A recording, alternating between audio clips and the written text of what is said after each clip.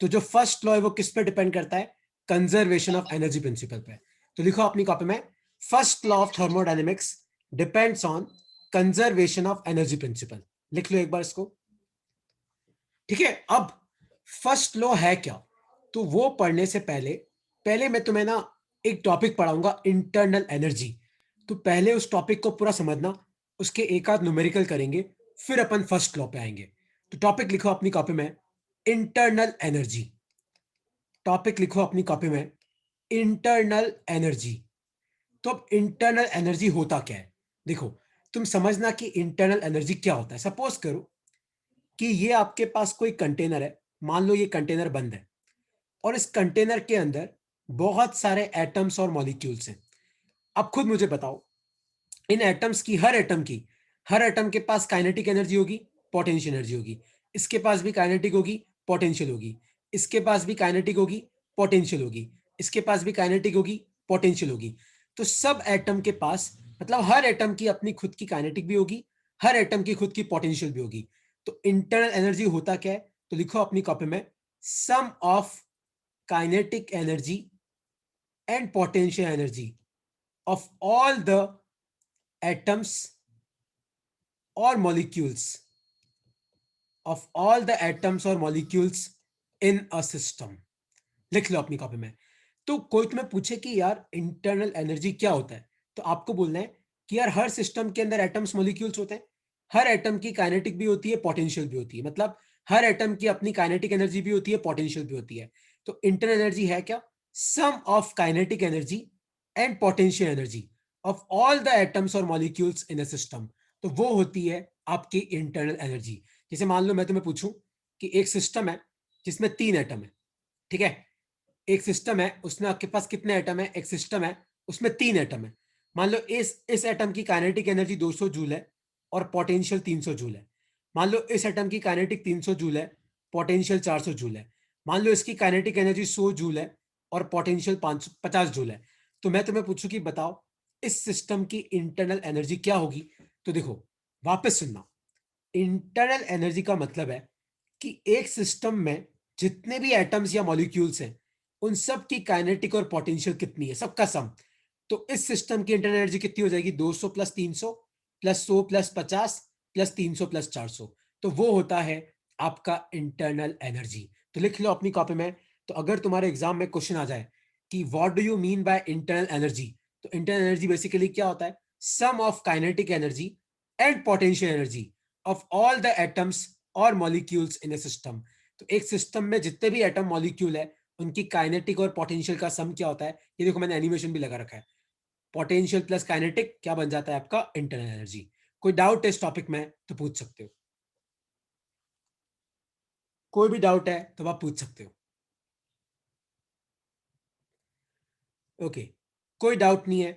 तो internal energy का formula होता है, देखो ये फॉर्मूला मैं तुम्हें डिराइव करूंगा कहां से आया, पर राइट नाउ मुझे इस फॉर्मूले की जरूरत है। तो इंटरनल एनर्जी का फॉर्मूला होता है N/2 FRT। लिखो अपनी कॉपी में। तो U का मतलब होता है इंटरनल एनर्जी। इंटरनल एनर्जी का मतलब क्या है? कि जितने भी एटम्स और मॉलिक्यूल्स हैं, उन सब की टोटल एनर्जी कितनी है? टोटल मतलब काइनेटिक प्लस पोटेंशियल। एन मतलब क्या होता है? एन मतलब होता है नंबर ऑफ मोल्स। एफ मतलब होता है डिग्री ऑफ फ्रीडम। एफ मतलब क्या होता है? Degree of freedom. ये कैसे निकालते हैं ये भी हम आके सीखेंगे। आर का वैल्यू होता है 8.314, और टेम्परेचर किस में लेना है? केल्विन में। किसमें? क्या सेल्सियस में मत लेना, किस में लेना? केल्विन में लिखना। तो यू का फॉर्मूला क्या आएगा? N/2 FRT। और तुम ध्यान से देखो, तो internal energy is directly proportional to temperature. तो याद रखना, किसी भी सिस्टम का जितना ज्यादा टेम्परेचर होगा, उतनी उस सिस्टम की क्या होगी? इंटरनल एनर्जी होगी। इंटरनल एनर्जी का मतलब है खुद की एनर्जी। और अब तुम खुद सोचो, ऐसा होगा भी, क्योंकि टेम्परेचर बढ़ाने से क्या होता है? आपके atoms or molecules Tej Tej vibrate बढ़ते हैं। तेज तेज वाइब्रेट करते हैं मतलब उनकी वेलोसिटी बढ़ जाती है। वेलोसिटी बढ़ जाती है मतलब काइनेटिक एनर्जी बढ़ जाती है। पर इंटरनल एनर्जी किस पर डिपेंड करता है? काइनेटिक एनर्जी और पोटेंशियल एनर्जी पे। एक्चुअली पोटेंशियल एनर्जी तो करीबन करीबन जीरो होती है। ये हम आइडियल गैस के बारे में पढ़ेंगे तब वापस आएगा। लेकिन याद रखना कि कोई तुम्हें पूछे कि यार बताओ टेम्परेचर बढ़ाने पे यू क्यों बढ़ता है, तो आपको क्या बोलना है? क्योंकि टेम्परेचर बढ़ाने पे वेलोसिटी बढ़ती है, वेलोसिटी बढ़ती है तो काइनेटिक एनर्जी बढ़ती है, पर इंटरनल एनर्जी किस पर डिपेंड करती है? काइनेटिक एनर्जी पे। तो लिख लो ये formula, U equal to N by two F R T. N होता है नंबर ऑफ मोल्स, एफ होता है डिग्री ऑफ फ्रीडम, आर होता है 8.314, और टेम्परेचर की यूनिट क्या लेनी है तुम्हें? केल्विन लेनी है। लिख लो अपनी कॉपी में, और कोई डाउट है इसमें तो पूछ सकते हो। लिख लो इसको, फिर तुम्हें एक न्यूमेरिकल सॉल्व करना है इसका, और इसमें कोई डाउट है तो तुम पूछ सकते हो।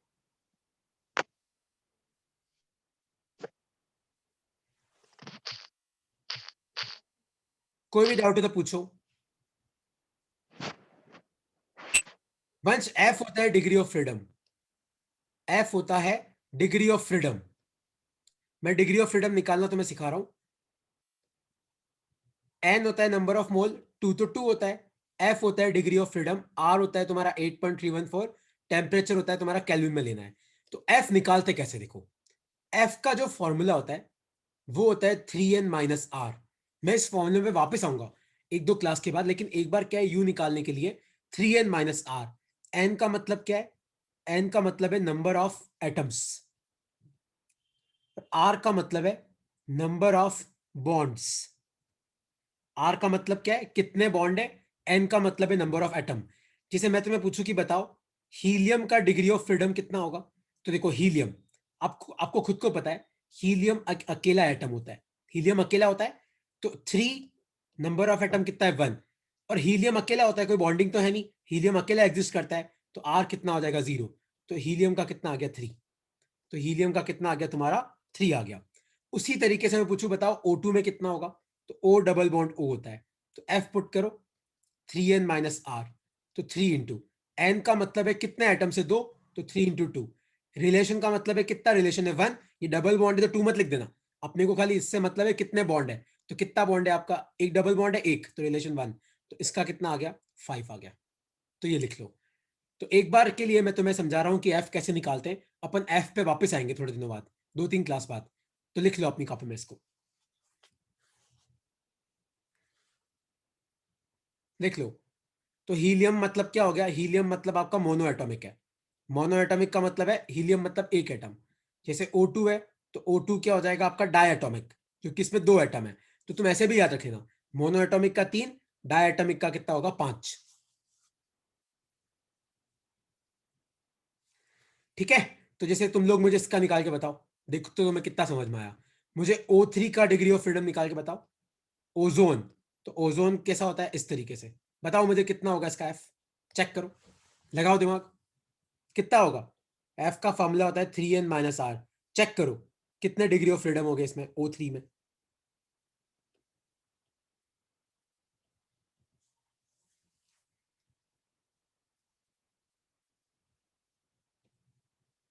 हर्ष का 7 आ रहा है, कितना आ रहा है हिमांग, कितना आ रहा है, लगाओ सा दिमाग। हर्ष का तो 7 आ रहा है, कितना आ रहा है चेक करो। ऋषिता कितना आ रहा है देख, 3 तो एटम है, तो एन की जगह आ जाएगा 3 इंटू 3, माइनस हर्ष, एक चीज मिस कर गया बेटा तू, देख कितने बॉन्ड है यस हर्ष, सर, वो 3 होंगे। 2 3, तो 9 - 3 6 आएगा इसका आंसर। ठीक है। तो इस तरीके से हम लोग क्या निकालते हैं, डिग्री ऑफ फ्रीडम निकालते हैं। कोई डाउट है तो पूछो।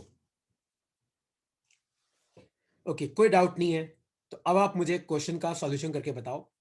तो एक कंटेनर है जिसमें 32 ग्राम O2 गैस है 27 डिग्री सेल्सियस पे, तो बताओ इस कंटेनर का इंटरनल एनर्जी कितना है। तो ये क्वेश्चन मैं करके सिखा रहा हूं तुम्हें। तो 32 ग्राम O2 गैस है 27 डिग्री सेल्सियस पे, तो U का फॉर्मूला क्या होता है, N/2 FRT। तो सबसे पहले तो यार 2 तो है मेरे पास, अभी मैंने बताया O2 है तो डिग्री ऑफ फ्रीडम कितना लेना है 5, R कितना आ जाएगा 8.314, टेम्परेचर 27 डिग्री है, केल्विन में कन्वर्ट करियो कितना आ जाएगा 300, और N नंबर ऑफ मोल्स क्या होता है, मास अपॉन मोलार मास। तो अपना ऑक्सीजन का मास कितना होता है O2 का, तो O2 का अपना मास कितना होता है 16, तो 32, तो ये कितना आ जाएगा चेक करो, ये आ जाएगा तुम्हारा 32/32, तो एक मोल आया, तो ये तुम्हारा आंसर आया जूल में। ये होता है ना। कोई डाउट है तो पूछो, 32 ग्राम, सॉरी कि गलत किया मैंने। सर वहाँ 16 होता है ना, 32 थोड़ी नहीं। O8 16 O2 है। O2 okay sir, okay. O2 gas है। नंबर ऑफ मोल ऐसे निकालते ना, कितना मास है अपन मोलार मास कितना है, तो O का मास तो होता है 16, तो O2 का कितना हो जाएगा 32। तो मोलार मास 32 और मास भी कितना है 32, तो नंबर ऑफ मोल्स 1। ये आपका आंसर आ गया। तो इस तरीके से निकालते हैं। तो किसी को यू में कोई डाउट है तो पूछ सकते हो। एफ होता है degree of freedom, R 8.314, temperature लेना है केल्विन में, और नंबर ऑफ मोल्स क्या होता है, कितना मास है अपन मोलार मास कितना है। तो कितना मास दे रखा है मैंने 32, और मोलार मास भी कितना है 32। कोई डाउट है इसमें तो पूछो, और डाउट नहीं है तो मैं आगे बढ़ता हूं।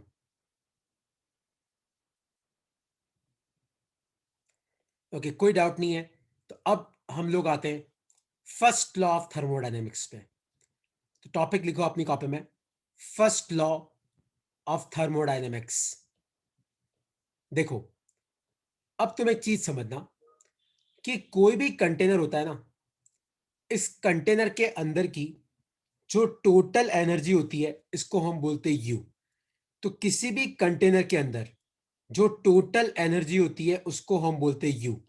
तो यू को चेंज करने के चार तरीके, या तो सिस्टम को हीट दो, तो हीट गिवन टू सिस्टम, मतलब आप इस सिस्टम को गर्म करो।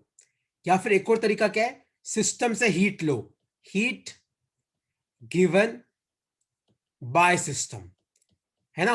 तुम मान लो अगर किसी कंटेनर को गर्म करोगे तो उसका टेम्परेचर बढ़ सकता है, और यही मान लो कि तुम किसी कंटेनर को ठंडा करो, हीट गिवन बाय सिस्टम, मतलब आप अंदर से हीट निकाल लो तो भी इसका यू चेंज कर जाएगा। और दो तरीके और क्या है, वर्क डन ऑन सिस्टम, तो आप सिस्टम पे वर्क करो। एक और तरीका क्या है, वर्क डन बाय सिस्टम, तो एक और तरीका क्या है कि आपका सिस्टम वर्क करे। तो कोई तुम्हें पूछे कि इंटरनल एनर्जी चेंज करने के कितने तरीके हो सकते हैं, तो ये चार तरीके हो सकते हैं। तो लिख लो अपनी कॉपी में, इस डायग्राम के सहारे लिख लो, फिर मैं तुम्हें इसके न्यूमेरिकल कराऊंगा। तो लिख लो। तो कोई तुम्हें पूछे कि किसी भी थर्मोडायनेमिक सिस्टम की अगर मुझे इंटरनल एनर्जी चेंज करनी है तो बताओ कितने तरीके, तो चार तरीके। तो ways to change internal energy of system, तो अगर मुझे किसी भी सिस्टम की इंटरनल एनर्जी को चेंज करना है तो कितने तरीके, देखो, हीट गिवन टू सिस्टम, आप सिस्टम को हीट दो, आप गैस जलाओ, गर्म करो सिस्टम को। दूसरा क्या है, हीट गिवन बाय सिस्टम, आप सिस्टम से हीट निकाल लो, आप फ्रिज में रख दो इसको, फ्रिज में रखो ठंडा हो जाएगा, ठंडा होने का मतलब क्या है, जो गर्मी निकाल ली आपने। वर्क डन ऑन सिस्टम, आप सिस्टम पे वर्क करो, है ना। और यहां पे लिख लेना, वर्क डन ऑन सिस्टम में लिख लेना कंप्रेशन, मतलब आप सिस्टम को कंप्रेस करोगे। और लास्ट है वर्क डन बाय सिस्टम, आपका सिस्टम वर्क करेगा, इसको बोलते हैं एक्सपांशन। तो लिख लो अपनी कॉपी में, ये चारों पॉइंट लिख लो। अगर तुम कोई भी एमसीक्यू पेपर देते हो या कोई भी थियोरिटिकल पेपर देते हो, तो थियोरिटिकल पेपर में ये पूछे जाते हैं, एमसीक्यू में ऑप्शंस होते हैं, तो आपके दिमाग में आना चाहिए। तो लिख लो, फर्स्ट लॉ ऑफ थर्मो पढ़ रहे हैं हम, तो फर्स्ट लॉ ऑफ थर्मो की डेफिनेशन आगे लिखवाऊंगा, पहले बेसिक समझा रहा हूं। तो यू का मतलब होता है, यू का मतलब क्या है कि आपके सिस्टम के पास कितनी एनर्जी है, ठीक है। और आपके सिस्टम के पास कितनी एनर्जी है उसको चेंज करने के चार तरीके हैं। आप सिस्टम को गर्म करो, सिस्टम को ठंडा करो, ये तो गर्मी की बात हो गई। आप सिस्टम पे वर्क करो, सिस्टम वर्क करे, ये वर्क की बात हो गई। कोई डाउट है इसमें तो पूछो।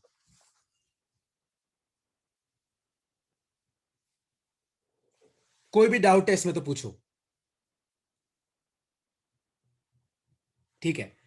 कोई डाउट नहीं है तो अब तुम ध्यान से एक क्वेश्चन समझना, देखो, कोई डाउट है तो पूछ लो यार इसमें प्लीज यार, क्योंकि ये बहुत बेसिक है।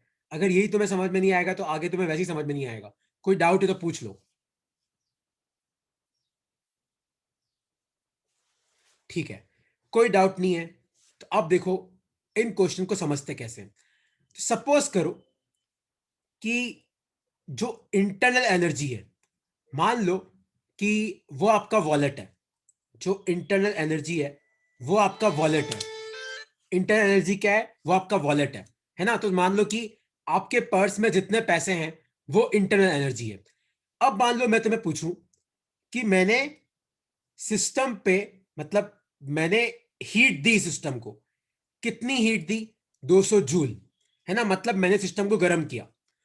और मैंने सिस्टम पे वर्क भी किया, कितना वर्क किया? 300 जूल। तो इधर से भी आपकी एनर्जी आई, इधर से भी आपकी एनर्जी आई। मतलब अगर मैंने सिस्टम को हीट दी 200 और मैंने सिस्टम पे वर्क किया 300, मतलब मैंने सिस्टम को कंप्रेस किया, तो मैं पूछूं कि बताओ इंटरनल एनर्जी कितनी चेंज होगी? आप खुद सोचो, इधर से भी पैसे आए, इधर से भी पैसे आए, तो आपकी इंटरनल एनर्जी कितनी बढ़ जाएगी? 500 जूल। और कोई तुम्हें पूछे कि मैंने सिस्टम को हीट दी और मैंने वर्क भी सिस्टम पे किया।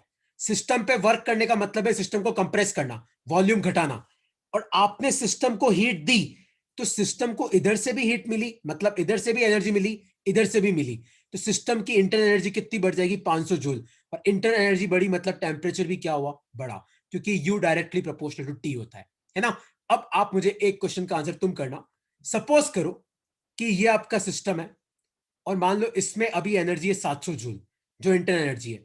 मान लो कि मैंने सिस्टम को हीट दी, कितनी? 500 जूल। और मान लो कि सिस्टम ने वर्क किया। वर्क किसने किया? सिस्टम ने किया। कितना वर्क किया? 800 जूल। सिस्टम ने वर्क किया मतलब सिस्टम क्या हो गया? एक्सपांड हो गया।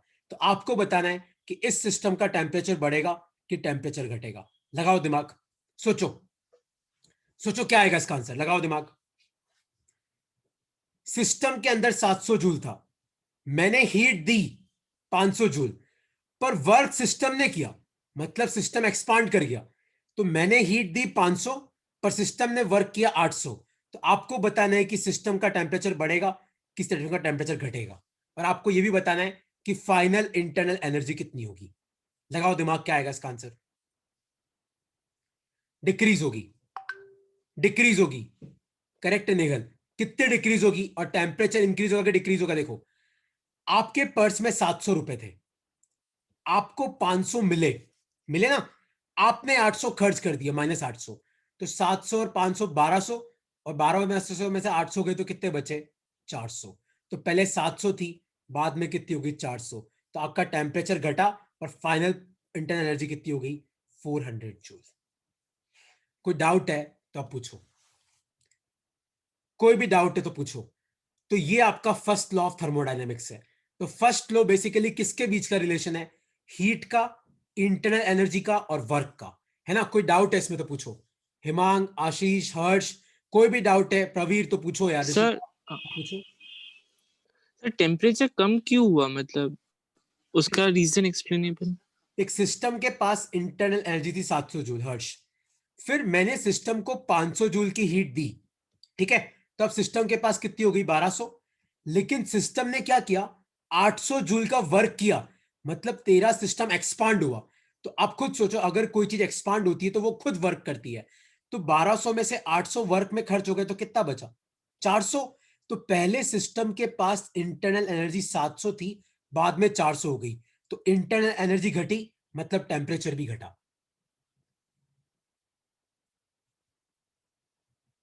Okay sir. मान लो एक क्वेश्चन और सॉल्व करो तुम लोग। सपोज करो कि ये कोई सिस्टम है, इसके पास अभी इंटरनल एनर्जी 1000 जूल, ठीक है। मान लो कि सिस्टम ने हीट दी, मतलब मैंने सिस्टम को ठंडा किया, सिस्टम ने हीट दी 600 जूल।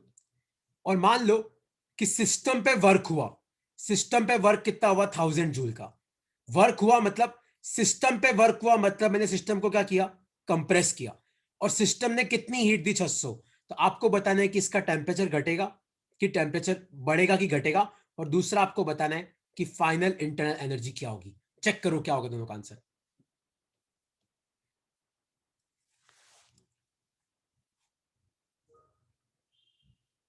चेक करो, 1000 थी, सिस्टम ने हीट दी पर वर्क सिस्टम पे हुआ,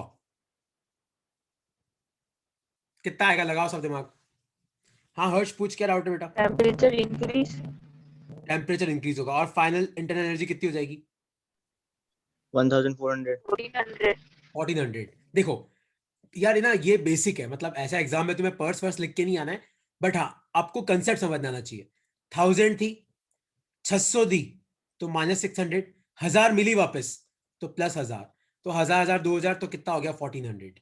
ठीक है, 1000 से 1400 मतलब टेम्परेचर बढ़ा और कितना हो गया इतना। ठीक है, अच्छा अब तुम्हें एक चीज तो तुम्हें यह समझ में आ गई मुझे लगता है कि टी बढ़ेगा तो यू बढ़ेगा, टी घटेगा तो यू घटेगा, एक तो ये याद रखना।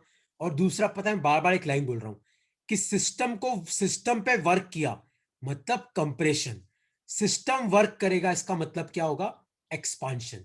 तो अगर कंप्रेशन हुआ मतलब वॉल्यूम घटा, एक्सपांशन हुआ मतलब वॉल्यूम बढ़ा। ये कंसेप्ट भी याद रखना है ना, ये कंसेप्ट भी याद रखना। ठीक है, और कोई डाउट है इसमें तो पूछो, वरना मैं इसकी डेफिनेशन लिखवा रहा हूं फिर तुम्हें, और फिर अपन न्यूमेरिकल पे जाएंगे। ठीक है, तो देखो, तो फर्स्ट लॉ ऑफ थर्मो ये बोलता है कि del Q is equal to del U plus del W.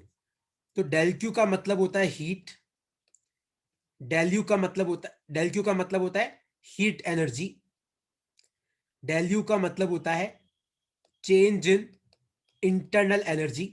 तो डेल यू का मतलब क्या होता है कि इंटरनल एनर्जी कितनी चेंज हुई, और डेल डब्ल्यू का मतलब होता है वर्क डन। तो यहां पे एक साइन कन्वेंशन है, वो साइन कन्वेंशन क्या है तुम याद रखना कि अगर टेम्परेचर बढ़ेगा तो डेल यू क्या होगा तुम्हारा पॉजिटिव, अगर टेम्परेचर घटेगा तो डेल यू क्या होगा नेगेटिव।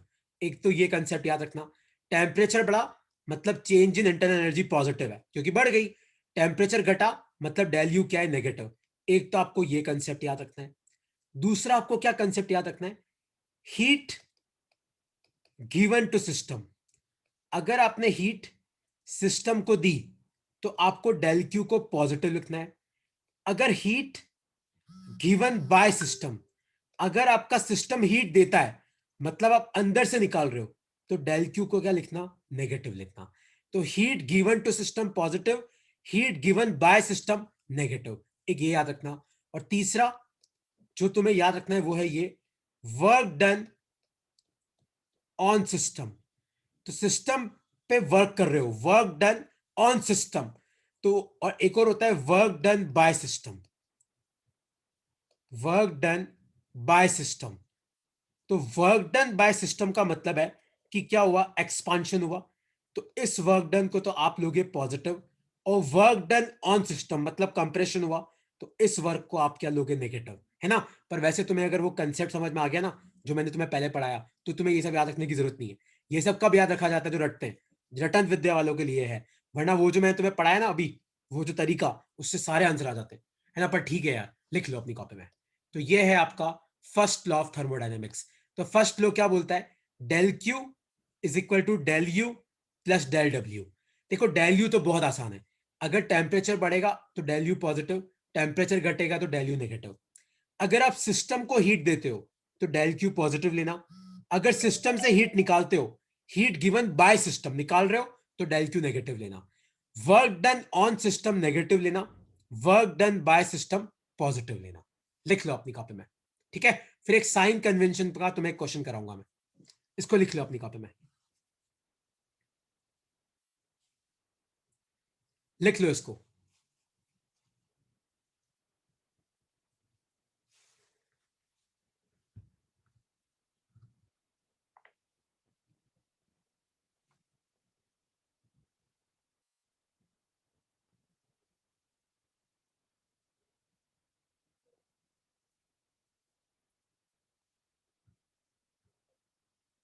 ठीक है, तो देखो एक क्वेश्चन अब हम लोग करते हैं, तो क्वेश्चन सब ध्यान से सुनना। क्वेश्चन है ये, if heat given to system, if heat given to system is 500 joule and work done by system is 500 joule, ठीक है। if heat given to system is 500 joule and work done by system is 500 joule, find del u मतलब change in internal energy कितनी है, comma find whether temperature and volume increase or decrease. ठीक है, तो देखो अपन इस क्वेश्चन को concept से करते हैं। तो कंसेप्ट से कैसे करेंगे, देखो डायग्राम बनाओ। देखो अब देखो, हीट गिवन टू सिस्टम, तो आपने कितनी heat the, 500 joule, and work done by system is 500 joule. अब ध्यान से पढ़ो, सिस्टम ने कितना वर्क किया, 500 जूल। तो सिस्टम ने वर्क किया मतलब वॉल्यूम तो बढ़ा। एक चीज तो यहीं से क्लियर हो गई, अगर वर्क डन बाय सिस्टम, अगर सिस्टम पे वर्क होता है तो वॉल्यूम घटता है, अगर सिस्टम वर्क करता है तो वॉल्यूम बढ़ता है, तो वॉल्यूम तो बढ़ा। और अब डेल्यू की बात करते हैं, आप खुद देखो, इधर से 500 आया, इधर 500 निकल लिया, तो 0, मतलब जितना एनर्जी आया उतना चला गया, तो डेल्यू कितना है, 0। तो ना तो आपका टेम्परेचर बढ़ेगा ना घटेगा, टेम्परेचर क्या रहेगा आपका, कांस्टेंट रहेगा। कोई डाउट है इसमें तो पूछो कि इस क्वेश्चन को मैंने कैसे किया। Heat given to system is 500, तो ये आ जाएगा 500। Work done by system is 500। ठीक है, find del U, find whether temperature and volume increase or decrease. तो वर्क डन बाय सिस्टम मतलब सिस्टम एक्सपांड हुआ, सिस्टम एक्सपांड हुआ मतलब वॉल्यूम बढ़ा। तो आपने सिस्टम को कितनी हीट दी, 500, सिस्टम ने कितना वर्क किया, 500, तो जितना मिला उतना खर्च हो गया, तो डेल्यू तो 0 हुआ ना, ना तो यू बढ़ा ना घटा, तो टेम्परेचर कांस्टेंट रहेगा पर वॉल्यूम बढ़ेगा।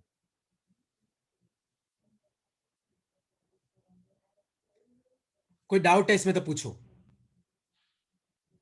सर क्या बोलते हैं, साइन कन्वेंशन के हिसाब से तो work done by system plus 500 होगा ना दोनों। देख अब मैं तेरे को साइन कन्वेंशन करके बताता हूं। तो del Q is equal to del U plus del W. Heat given to system, system को हीट देते हैं तो देख क्या लिखा हुआ है, हीट गिवन टू सिस्टम, देख तो डेल क्यू पॉजिटिव लेना है, तो हीट गिवन टू सिस्टम, तो डेल क्यू कितना आ जाएगा, plus 500 equal to del U plus work done by system. तो देख वर्क गिवन टू सिस्टम कहां, ये रहा, वर्क डन बाय सिस्टम, देख पॉजिटिव लेना है, देख याद देख, work done by system positive लेना है, तो मतलब यहां पे भी क्या आएगा, 500, तो 500 से 500 गया, तो डेल्यू कितना आएगा, 0। यहां पे केमिस्ट्री से उल्टा होता है। Okay sir. कोई डाउट है इसमें तो पूछो, कोई डाउट है तो पूछो। तुम्हें समझ में आया कैसे किया मैंने कि नहीं समझ में आया।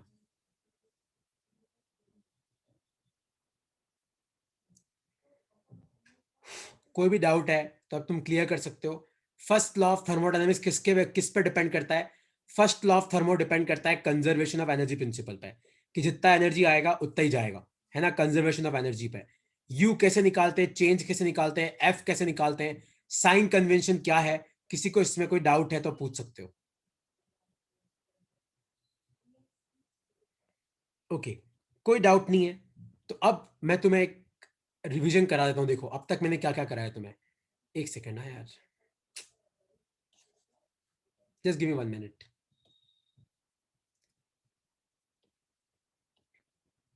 तो देखो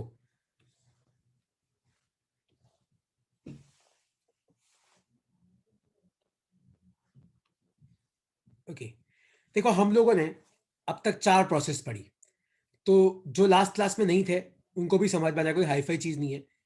एक प्रोसेस पढ़ी थी हमने आइसोबारिक, एक पढ़ी थी हमने आइसोथर्मल, एक पढ़ी थी आइसोकोरिक, और एक हमने पढ़ी थी एडियाबैटिक। अब इन चारों प्रोसेस की हम बात करते हैं। देखो आइसोबारिक में प्रेशर कांस्टेंट रहता है, आइसोथर्मल में टेम्परेचर कांस्टेंट रहता है, आइसोकोरिक में वॉल्यूम कांस्टेंट रहता है।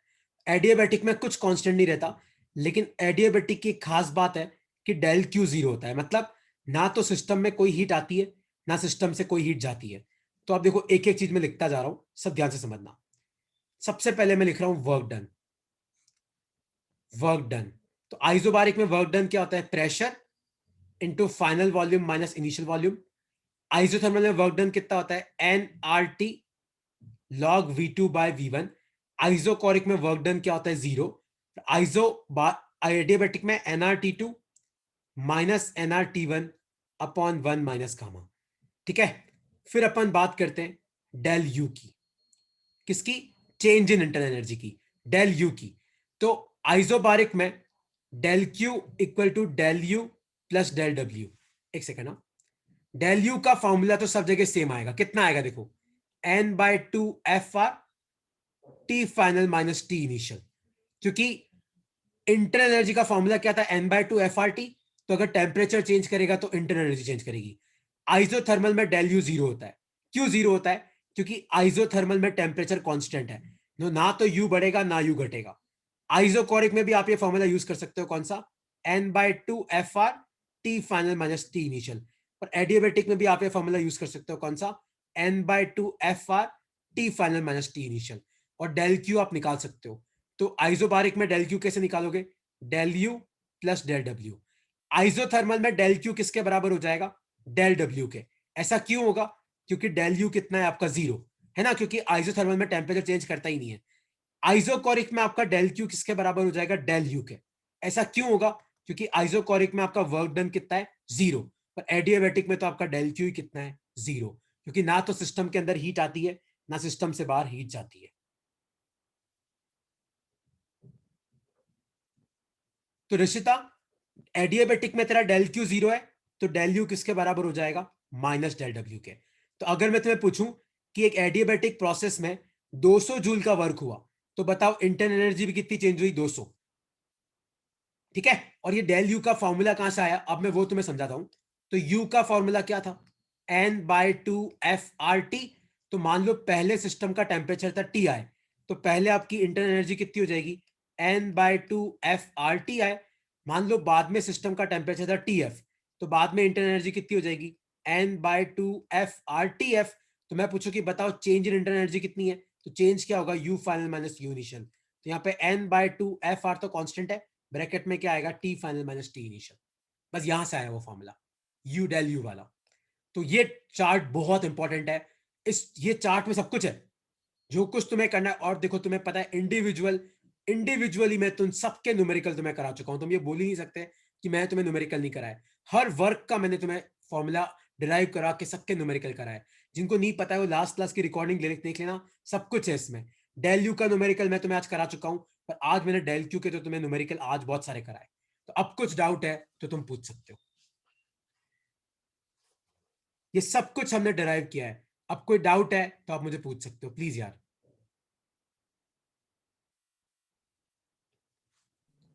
सर सर एडियाबैटिक में del Q is equal to zero क्यों हुआ? एडियाबेटिक का मतलब होता है बेटा, एडियाबेटिक वॉल मतलब क्या होता है? Insulating wall. तो इंसुलेटिंग वॉल का मतलब है कि ना तो कोई हीट अंदर आ सकती है, ना अंदर से कोई हीट बाहर जा सकती है। तो डेल क्यू क्या होगा? जीरो होगा। तो अगर एडियाबेटिक प्रोसेस पे तुम वर्क करोगे, मान लो एडियाबेटिक प्रोसेस को तुमने कंप्रेस किया, तो उसका टेम्परेचर बढ़ जाएगा। अगर एडियाबेटिक प्रोसेस में एक्सपांशन हुआ तो उसका टेम्परेचर घट जाएगा। तो इसलिए एडियाबेटिक में डेल क्यू जीरो लेते हैं। हाँ पूछो हर्ष, क्या हो गया? हाँ पूछो सर तुम्हारे। अगर हीट हाँ आ नहीं जा सकती है तो फिर सर टेम्परेचर कैसे बदलेगा एडियाबेटिक में? क्योंकि देख, अगर मैं तुझे बोलूं कि ये एक सिस्टम है और मैंने इस पे 600 जूल का वर्क किया, ठीक है, एक सिस्टम है, उस पे 600 जूल का वर्क हुआ, तो बता इसकी इंटरनल एनर्जी कितनी बढ़ेगी?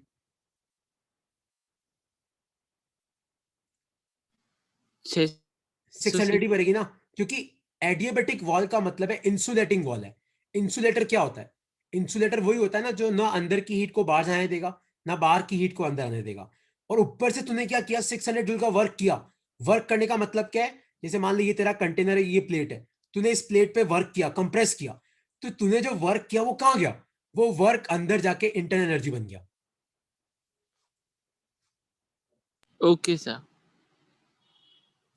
ठीक है, तो देखो अब मैं तुम्हें आज फर्स्ट लॉ की शीट भेजूंगा। फर्स्ट लॉ ऑफ थर्मोडायनामिक्स आज या आज शाम तक ही भेज पाऊंगा, मेरा क्या नेट खत्म हो जाता है, इसलिए मैं तुम्हें रिकॉर्डिंग एक दिन बाद भेजता हूँ आजकल, है ना। तो मैं तुम्हें शीट भेज दूंगा फर्स्ट लॉ की, वो तुम सॉल्व कर लेना। नेक्स्ट क्लास में हम कर लेंगे सेकंड लॉ ऑफ थर्मो। ठीक है, और कुछ डाउट है तो पूछ सकते हो यार।